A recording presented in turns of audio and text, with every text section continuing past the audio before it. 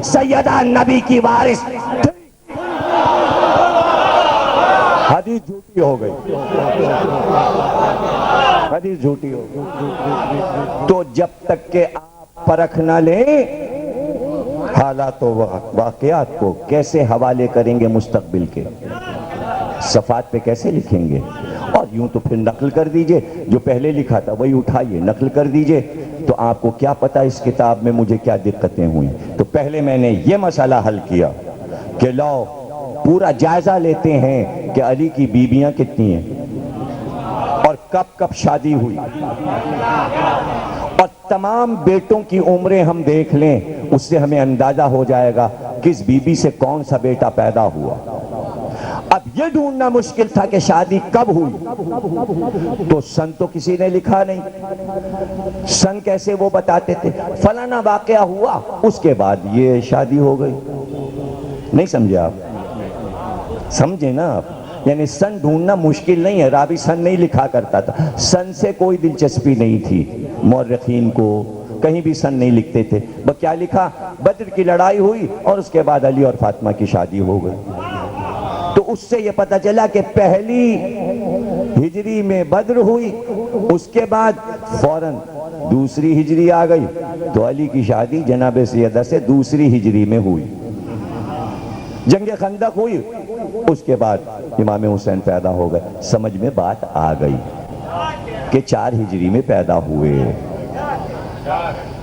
اس لیے کہ جنگ کب ہوئی؟ 7 ہجری خیبر ہوئی، سمجھے نا؟ اس کے بعد جو واقعہ ہو جائے وہ 8 ہجری میں ہوگا۔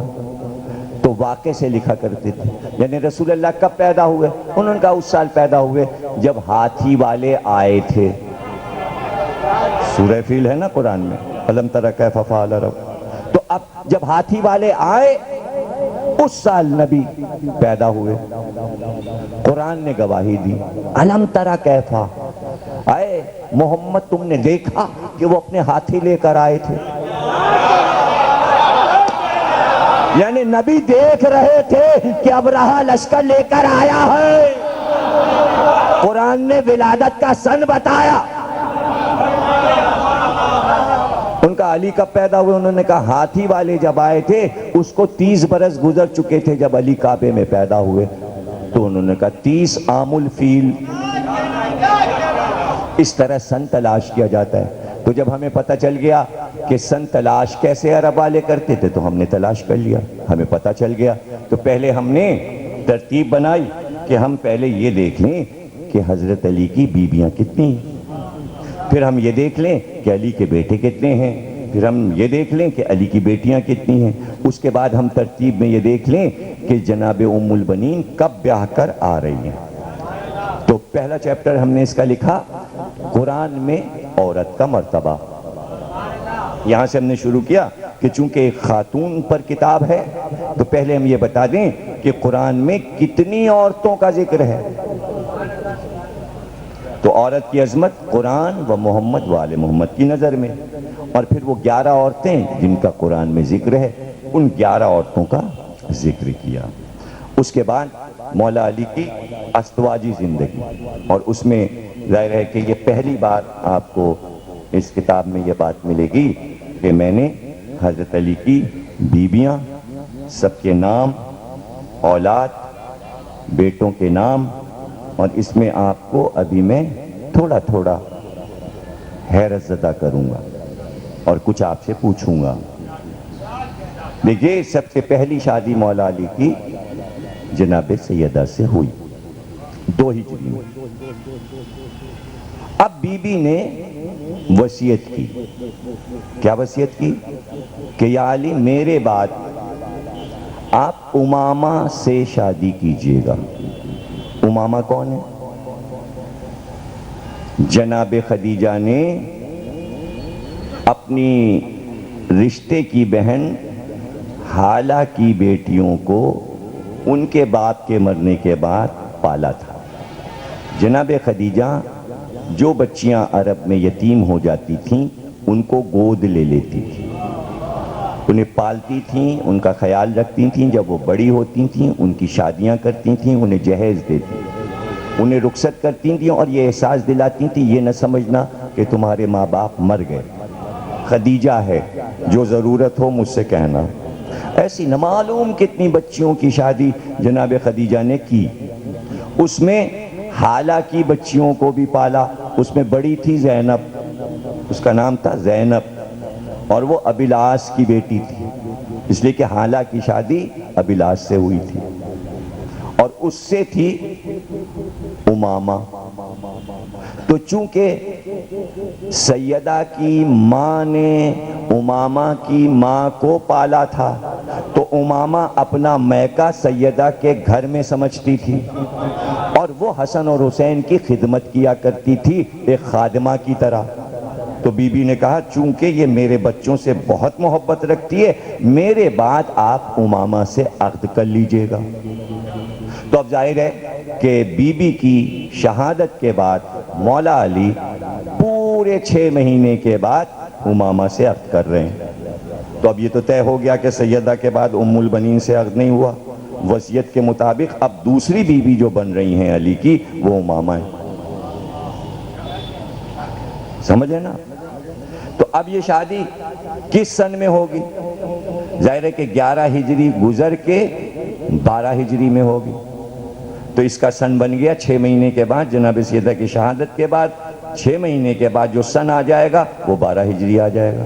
تو یہ طے ہو گیا آپ سے آپ کہ یہ شادی 12 ہجری میں ہوئی۔ اب اس کے بعد 13 ہجری آ رہی ہے۔ 13 ہجری میں مسئلہ اٹھا زکوٰۃ کا کہ باہر کے مضافات سے زکوٰۃ لے کر آؤ۔ مالک بن نویرہ صحابی رسول نے زکوٰۃ دینے سے انکار کر دیا، خالد بن ولید نے سب کو قتل کر دیا اور عورتوں کو قیدی بنا کے مدینے لے آئے۔ جب وہ عورتیں قیدی بن کے آئیں تو انہوں نے رسول اللہ کی قبر پہ فریاد کی کہ ہم لا الہ کہہ رہے تھے، ہم مسلمان تھے، ہم آپ کو نبی مانتے تھے، لیکن ہمارے مردوں کو ان مسلمانوں نے قتل کر دیا مسلمان ہونے کے باوجود۔ فریاد کی رسول اللہ سے، اور اس میں ایک بی بی جو آئیں وہ ہے خولہ بنت جعفر بن قیس حنفیہ، قبیلہ حنفیہ کی۔ لوگوں نے کہا کہ بھئی ان کو فروخت کر دو، تو مولا علی نے کہا کہ جو لا الہ کہتی ہیں عورتیں انہیں فروخت نہیں کیا جا سکتا، مسلمان عورت بیچی نہیں جا سکتی، یہ کنیزیں نہیں بنائی جا سکتی۔ قرآن تو اٹھا کے پڑھو، ان کی شادیاں کرو ان کی مرضی سے، مرضی سے شادیاں ہو گئیں، جو بیوائیں تھیں یا جو لڑکیاں آئی تھیں۔ اب یہ خولہ جو ہیں یہ کہتی ہیں کہ میں اس سے شادی کروں گی جو مجھے یہ بتائے کہ جب میں پیدا ہوئی تھی تو کیا ہوا تھا۔ تو مولا علی نے کہا کہ میں بتاتا ہوں، جب تو پیدا ہوئی تو تو نے اپنی ماں سے کلام کیا، تو نے جو کلام کیا تیری ماں نے تیرے کلام کو ایک چاندی کے تختی پہ لکھ کر تیرے بازو پہ باندھ دیا۔ اس نے کہا آپ نے سچ کہا، آپ صادق ہیں، ایسا ہی ہوا، لیکن اب یہ بتائیے کہ وہ تعویذ جو میری ماں نے بازو پہ باندھا تھا وہ کہاں ہے؟ آپ نے کہا وہ تیرے بالوں کے جوڑے میں اس وقت چھپا ہوا ہے، اس لیے کہ جب تو اسیر بننے لگی تو تو نے بالوں میں اس تعویذ کو چھپا لیا، اپنے بالوں کو جھٹک تو تعویذ گرے گا۔ اس نے خود کہا آپ مجھے اپنے عقد میں لے سکتے ہیں۔ خولہ مولا علی کے عقد میں آ گئی۔ اب یہ تیسرا عقد ہے مولا علی کا۔ بیٹا جو پیدا ہوا محمد حنفیہ، تو اب حسن حسین کے بعد امامہ کا بیٹا بڑا ہوگا جو امامہ سے پیدا ہوگا، پھر اس کے بعد چوتھے نمبر پر محمد حنفیہ ہوں گے۔ اب اس کے بعد 2.5 سال کے بعد اسماء بنت امیس بیوہ ہو گئیں، اس لیے کہ خلیفہ وقت کی بیوی تھیں۔ جب وہ بیوہ ہو گئیں تو علی کے عقد میں آ گئیں، تو اب یہ چوتھی شادی ہو گئی۔ اور اب جو بیٹا ان سے پیدا ہوگا وہ محمد حنفیہ سے چھوٹا ہوگا. تو حسن حسین کے بعد 3 بیٹے اور ہو گئے. ایک بیٹا امامہ سے ہو گیا, ایک خولہ سے ہو گیا, اب ایک اسما سے ہو گیا. سمجھ گئے نا؟ تو یہ سارے سن مقرر ہو گئے. یعنی اسما کس سن میں بیوہ ہو رہی ہیں؟ عدت کے بعد. علی نے نکاح کر لیا ہوگا اس بیوہ سے. جس سن میں ان کا شوہر مرے گا اس سن سے وہ عدت کے 3 مہینے نکال کر جو سن بنے گا وہ ان کی شادی کا سن ہوگا. تو سارے سن مل گئے. میں نے آگے سارے سن لکھ دیے کہ خولہ سے عد کا سال کیا ہے, امامہ سے عد کا سال کیا ہے, اسما سے عد کا سال کیا ہے. اور اب 21 ہجری میں حضرت ام البنین کے لیے فرمائش کی ہے عقیل سے, اور 1 سال شادی کے بعد عباس پیدا ہوئے, یعنی 22 ہجری میں. اب کربلا میں 34 اور 38 کے درمیان عمر ہے. آپ حساب لگا لیجئے. میں نے آخر تک سارا حساب لگا دیا ہے, اور اس کے بعد میں نے یہ بتا دیا کہ ام البنین جناب فاطمہ سے کتنے بیٹے ہوئے؟ حسن حسین, زینب, ام کلثوم, محسن. ام البنین کے بطن سے 4 اولادیں تھیں, عباس, جعفر, عبداللہ, عمران. لیلہ بنت مسعود کے بطن سے 2 بیٹے, محمد اصغر, عبید اللہ. ام سعید کے بطن سے ام الحسن, رملہ, 2 بیٹیاں. ام حبیب کے بطن سے رقیہ, عمیر اطرف. خولہ کے بطن سے محمد حنفیہ. اب یہ حساب لگا کے اب بیٹوں کے نام دوبارہ چارٹ بنایا میں نے اس طرح, تاکہ کسی طرح غلط فہمی نہ پیدا ہو. پہلے بیویوں کا چارٹ بنایا, پھر بیویوں سے بیٹوں کا چارٹ بنایا, پھر بیٹوں سے ماؤں کا چارٹ بنایا, تاکہ کہیں سے آپ کو ذرا سے بھی پڑھنے میں غلط فہمی نہ ہو. حسن حسین محسن جناب فاطمہ سے یہ نمبرنگ ہے, اور یہاں تک آتے 19 بیٹے آپ کو. اور اب بیٹوں کے نام سنتے جائیے. علی کے 19 بیٹے, 19 نام میں بتاتا ہوں, اس کے بعد ایک سوال آپ سے کرتا ہوں.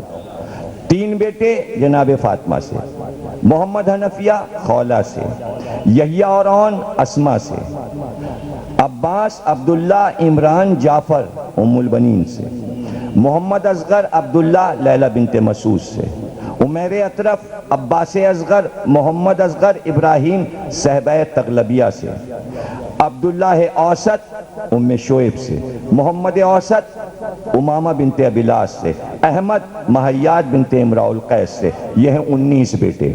ان 19 ناموں میں کوئی ایسا نام آیا جس میں آپ گھبرا جائیں کہ کیا علی نے یہ نام بھی رکھے تھے؟ ارے کوئی نام آیا تو بتا دو نا. کوئی نام آیا تو بتاؤ. بھائی بیٹے 19 ہو گئے. اب اگر وہ ناموں کے بیٹے آپ لاتو تو اگر 3 نام آپ بڑھانا چاہو گے تو 22-23 بیٹے ہو جائیں گے. تاریخ میں تو 18 اور 19 کے درمیان لکھے ہوئے ہیں, اس لیے اب اضافہ ہو نہیں سکتا. اور اگر نام آپ لیں گے تو مائیں بتانا پڑیں گے. یہیں سے مورخ کا جھوٹ کھل جائے گا کہ علی یہ نام رکھتے ہی نہیں تھے بچوں کو. ہم ہی نہیں رکھتے, ہے نا. اور آگے میں نے وضاحت کر دی ہے, اور جیسے کہ آپ کو میں بتا چکا ہوں کہ یہ کوئی مشکل بات نہیں ہے کہ قافیوں کے ناموں کو مورخ بدل دے. ابھی جب آیت میں بدلا جا سکتا ہے تو روایت میں بدلنا کیا مشکل ہے. مولانا مودودی نے خلافت ملوکیت میں لکھا ہے کہ آیت آئی ان اللہ اصطفیٰ آدم و نوحن و آل ابراہیم و آل عمران علی العالمین. مروان کاتب تھا, اس نے آیت یوں لکھی ان اللہ اصطفیٰ آدم و نوحن و آل ابراہیم و آل مروان علی العالمین. تو عمران اور مروان کا وزن